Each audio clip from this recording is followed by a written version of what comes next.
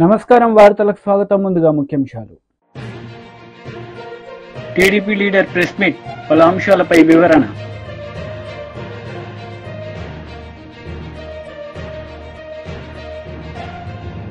BJP leader press meet, పలు అంశాలపై వివరణ.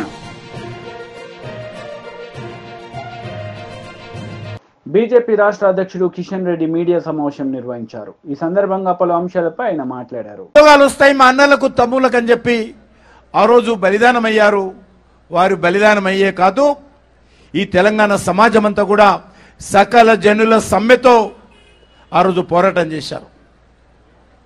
చివరకు గల్లీ నుంచి ఢిల్లీ వరకు భారతీయ జనతా పార్టీ కూడా నిరంతరమైనటువంటి పోరాటం చేసి తెలంగాణ సాధనలో కీలక పాత్ర పోషించింది. ఉస్మానియా యూనివర్సిటీలో ఆ రోజు విద్యార్థులు ఆందోళన చేస్తూ ఉంటే పోలీసులు తుపాకులు ఎక్కుపెట్టినా, లాఠీలు జులిపించినా, మరి బూట్లతో ఉద్యమకారులను తొక్కినా ఆ తెలంగాణ విద్యార్థుల గుండె చప్పుడు పార్లమెంటులో వినిపించిన ఘనత భారతీయ జనతా పార్టీది.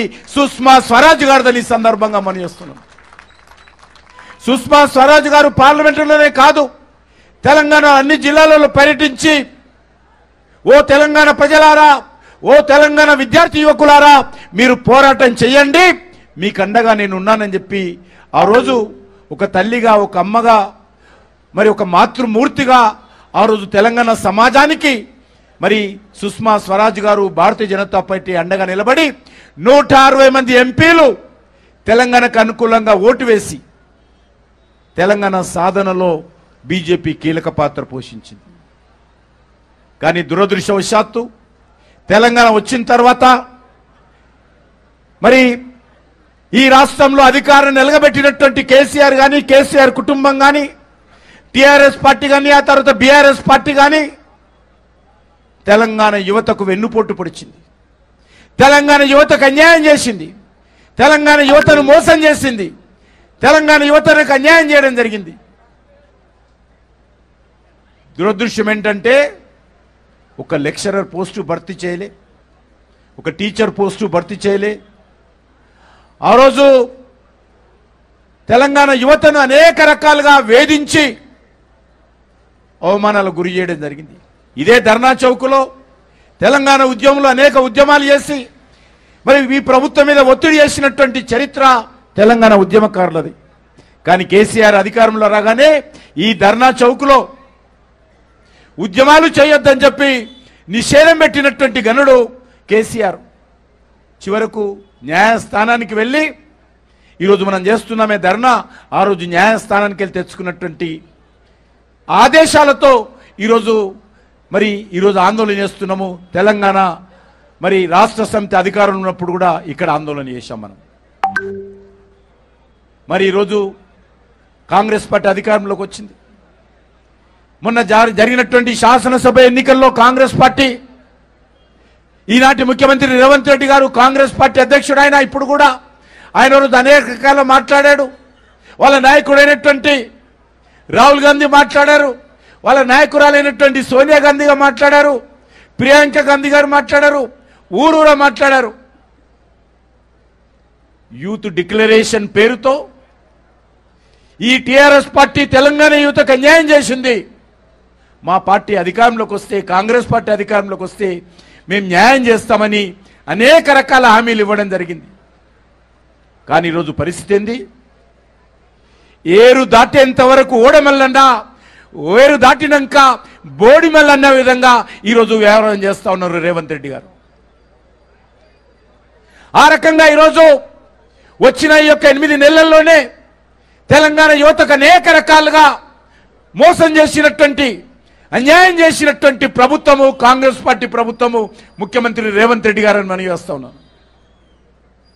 మాట్లాడమే కాదు, అవమానం చేసే విధంగా ఏ విద్యార్థులైతే, యువకులైతే తెలంగాణ కోసం బలిదానం చేసి ఆనాటి ప్రభుత్వాన్ని మెడలు వంచి తెలంగాణ తెచ్చుకున్నారో ఈరోజు వాళ్ళందరినీ కూడా మరి ఇష్టారాజ్యంగా అవమానం చేసే విధంగా ముఖ్యమంత్రి మాట్లాడము చాలా విచారకరమైన ఈ సందర్భంగా మనం చేస్తున్నాను. ముఖ్యమంత్రి వ్యాఖ్యలను తెలంగాణ యువత ఖండించాల్సినటువంటి అవసరం ఉంది. ఉస్మానియా యూనివర్సిటీ అంటే అది త్యాగాలకు కేంద్రము, ఉద్యమాలకు అడ్డా.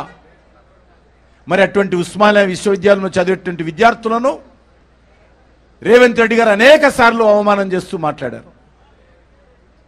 మరి ఈరోజు పరిస్థితి ఏంది? అనేక రకాల హామీలు ఇచ్చారు.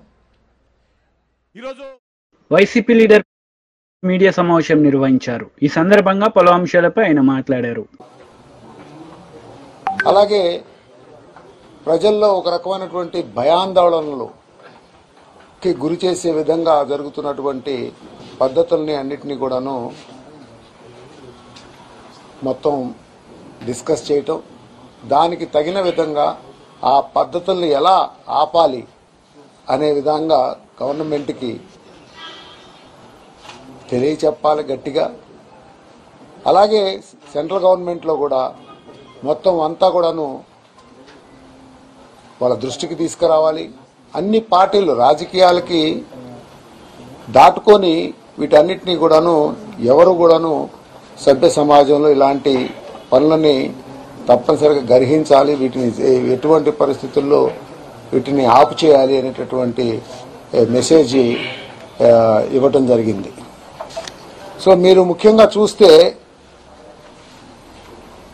ఈ నెల రోజుల కార్యక్రమంలో హత్యలు, దాడులు, హింసాత్మక ఘటనలు వీటన్నిటికీ సంబంధించి పార్లమెంట్లో మేము వీటన్నిటినీ కూడా లేవనెత్తాలి అని చెప్పేసి మా పార్టీ అధ్యక్షులు ఈరోజు జరిగింది. అలాగే వైఎస్ఆర్ కాంగ్రెస్ ఈ పార్టీ ఎంత స్ట్రాంగ్ గా 15 సంవత్సరాల నుంచి ఒక పద్ధతిగా ఒక విధి విధానంతో పనిచేస్తూ ఉంది.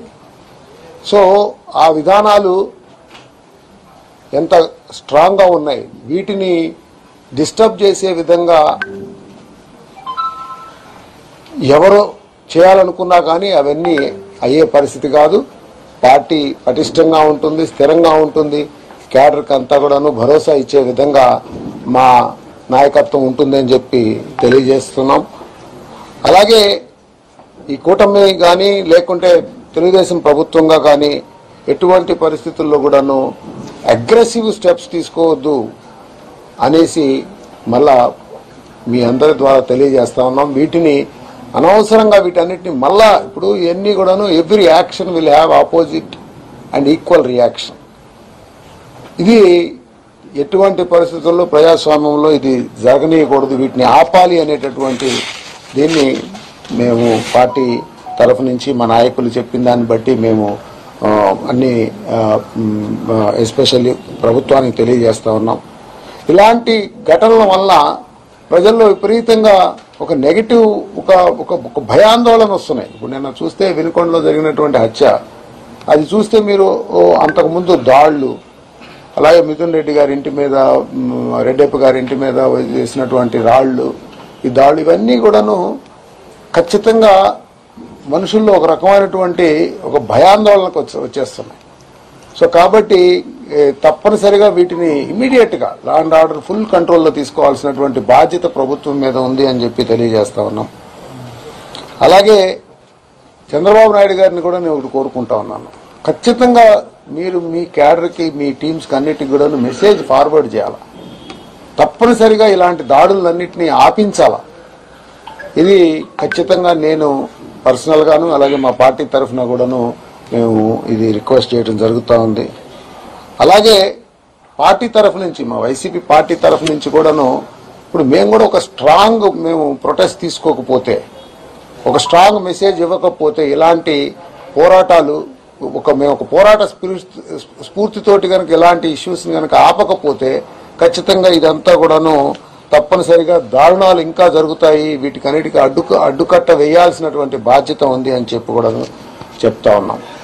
అలాగే ముఖ్యంగా అసెంబ్లీ సమావేశాలు రేపు సోమవారం నుంచి స్టార్ట్ అవబోతా ఉన్నాయి. సో అందులో కూడా తప్పనిసరిగా పార్టీ తరఫున మేమందరం కూడా నిరసన తెలియజేయాలి అని చెప్పేసి పార్టీ తరఫు నుంచి డిసిషన్ తీసుకుంటున్నాం.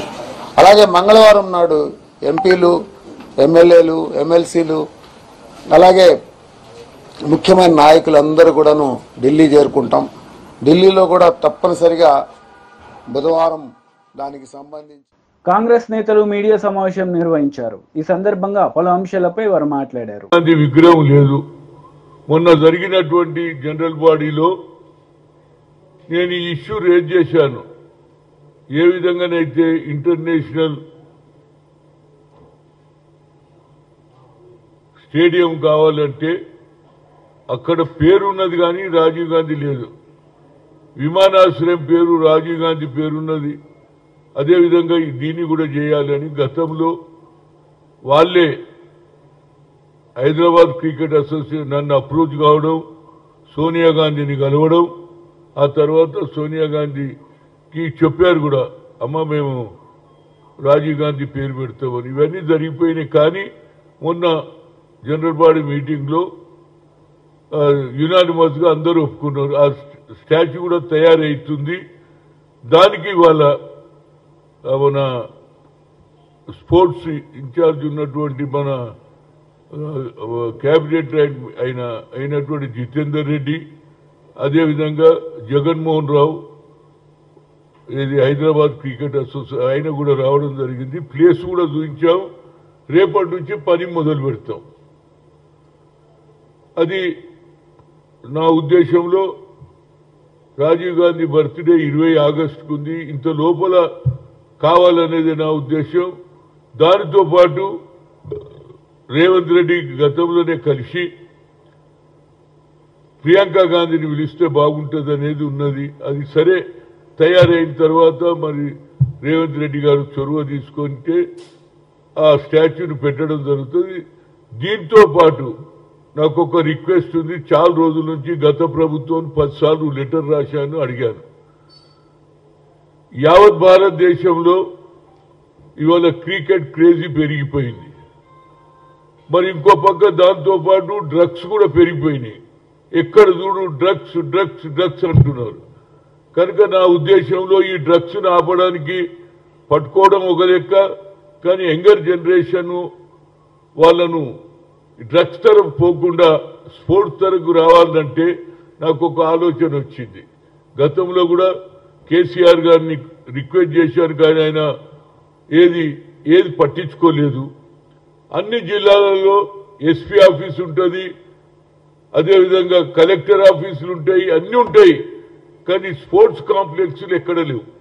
కనుక నా ఉద్దేశంలో ముఖ్యమంత్రి గారు కూడా యంగ్స్టర్ కాబట్టి యంగ్స్టర్ను ఎంకరేజ్ చేయాలంటే ఇవాళ అన్ని రాష్ట్రాలలో కూడా అన్ని ఇతర దేశాలలో కూడా క్రికెట్ క్రేజ్ పెరిగింది. కనుక ఒక స్పోర్ట్స్ కాంప్లెక్స్ ఉంటే అది ఒక క్రికెట్ స్టేడియం పక్క రాష్ట్రమైనటువంటి ఆంధ్రలో అది కడపల, కర్నూలులో, విజయవాడలో అన్ని జిల్లాలలో క్రికెట్ స్టేడియాలు ఉన్నాయి. 12 వరకు ఉన్నాయి. ఇక్కడ కూడా పెట్టారు. మాజీ మంత్రి కేటీఆర్ మీడియా సమావేశం నిర్వహించారు. ఈ సందర్భంగా పలు అంశాలపై ఆయన మాట్లాడారు. అటు అవసరమైతే రాష్ట్రపతి దాకా కూడా పోతాము, వారికి కూడా వివరించి చెప్తాం. ముఖ్యంగా తెలంగాణ యువతకి మీ అందరికీ ఇచ్చే మాట, కాంగ్రెస్ ఇచ్చిన ప్రతి హామీ నిలబెట్టుకునేదాకా, పోస్టులు పెంచేదాకా, మీకు న్యాయం జరిగేదాకా మీ తరఫున ప్రధాన ప్రతిపక్షంగా భారత రాష్ట్రంకి ఉంటుంది. కేసీఆర్ గారు ఉంటారు. తప్పకుండా మీ తరఫున మీ హక్కుల కోసం మేము పోరాడతామని చెప్పి కూడా తెలియజేస్తూ, మీడియా కూడా ఇంత వర్షంలో ఇక్కడ వచ్చి కొంత ఇబ్బందులు పడుతూ కూడా అసౌకర్యం కలిగిన ఉన్నందుకు మీ అందరికి కూడా ప్రత్యేకంగా ధన్యవాదాలు, నమస్కారం.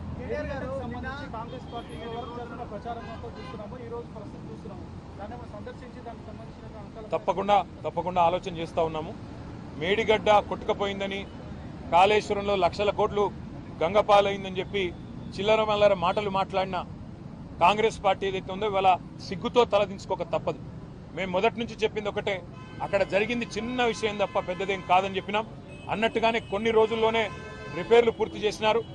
ఈరోజు ఒక వరదలాగా నీళ్లు వస్తూ ఉంటే కూడా ప్రాణహితలో గోదావరిలో తట్టుకొని ఇవాళ మేడిగడ్డ నిలబడ్డమే కాళేశ్వరం ప్రాజెక్టు యొక్క గొప్పతనానికి సాక్ష్యం అని చెప్పక తప్పదు.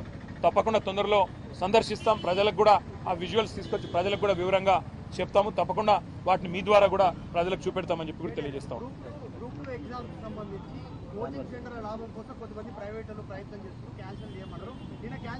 ఇప్పుడు రేవంత్ రెడ్డి గారు మొన్న ఒక మాట అన్నారు, నెలకు 100 కోట్లు లాభం వస్తుంది కోచింగ్ సెంటర్లకు ఉద్యోగాలు వాయిదా వేస్తే అన్నారు. మరి ఇప్పుడు 4 నెలలు వాయిదా వేశారు. మరి 400 కోట్లు ఆయన చెప్పిన ప్రకారం 400 కోట్లు మరి లాభం వచ్చింది అనుకుందాం. మరి అందులో ఏమైనా వాటాలు ముట్టినాయేమో కాంగ్రెస్ పార్టీకి ఆయనే చెప్పాలి. Thank you.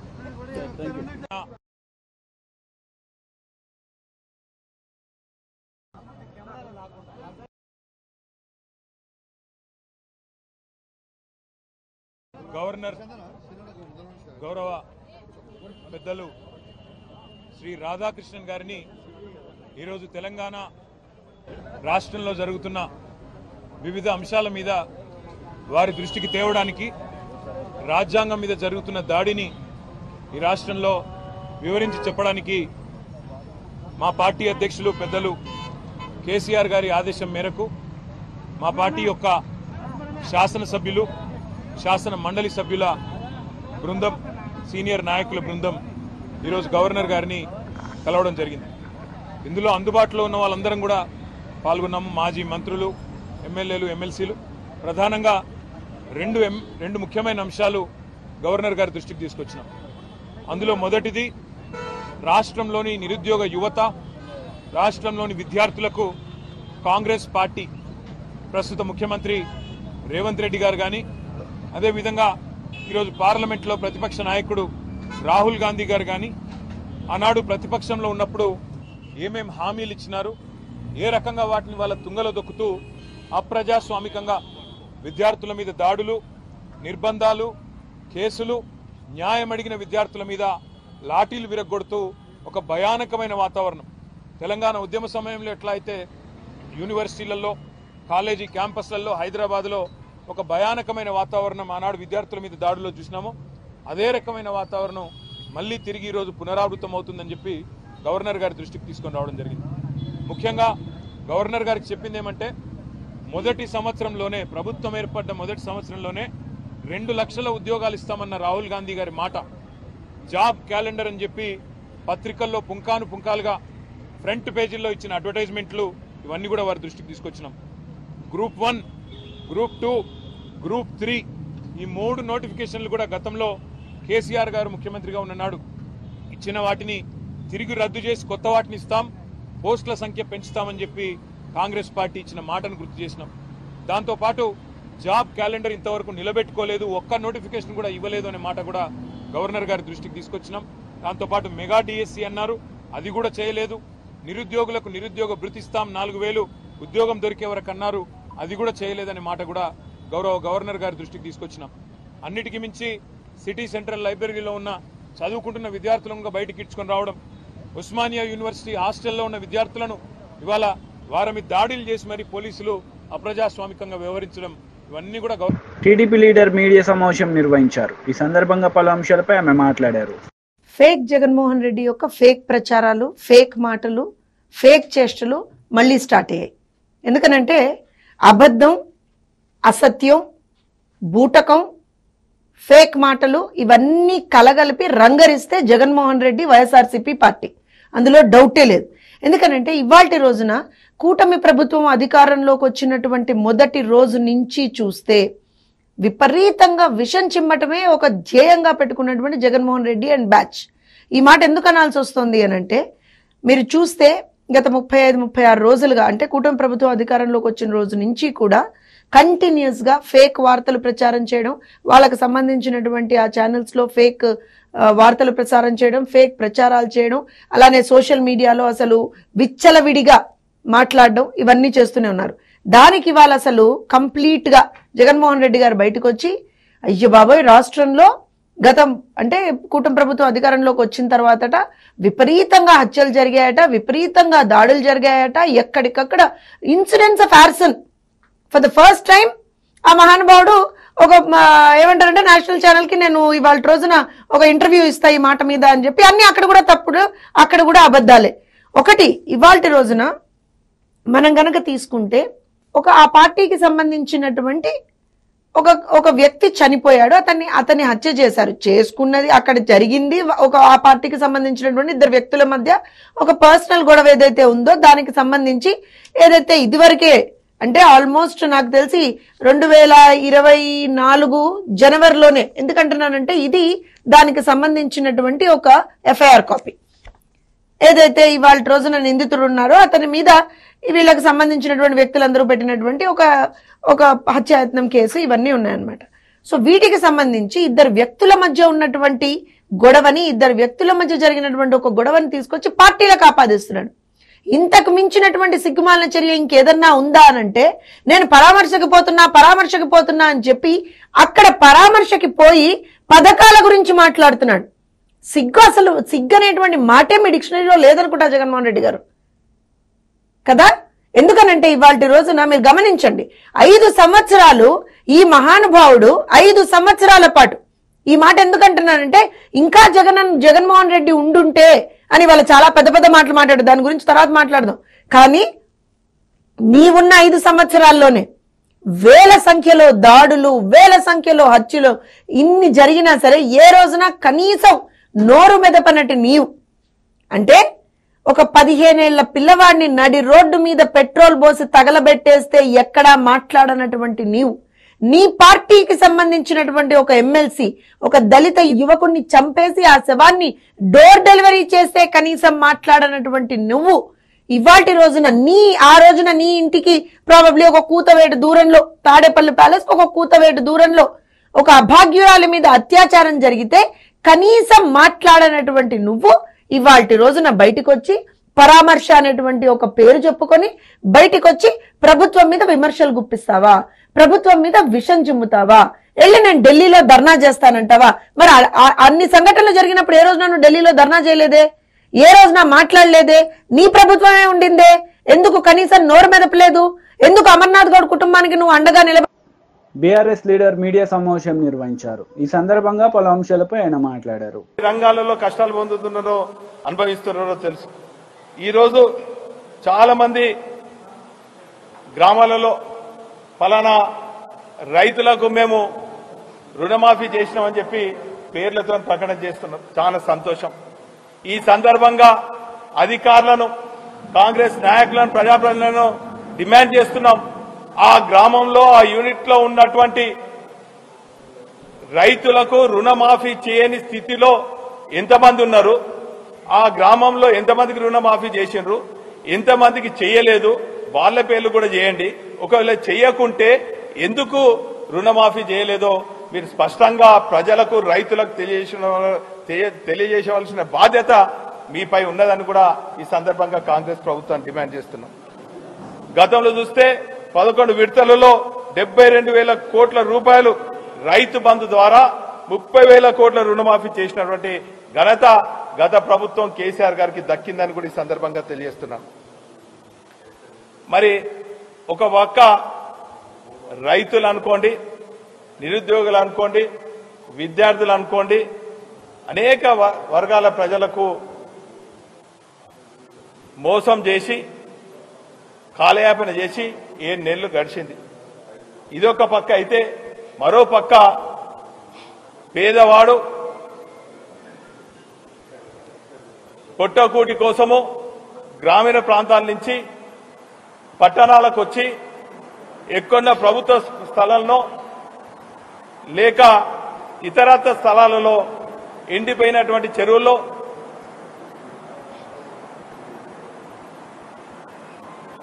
పొట్టకూటి కోసం కూలి చేసుకుంటూ కిరాయిలు కట్టలేని, స్థలాలు కొనుక్కోలేని నిరుపేదలు అక్కడక్కడక్కడ గుడిసెలు వేసుకున్నారు.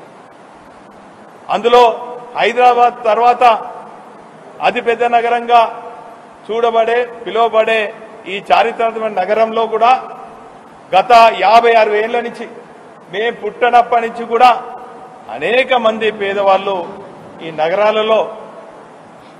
వార్తలు ముగించే ముందు ముఖ్యాంశాలు మరోసారి. టీడీపీ లీడర్ ప్రెస్ మీట్, పలు అంశాలపై వివరణ.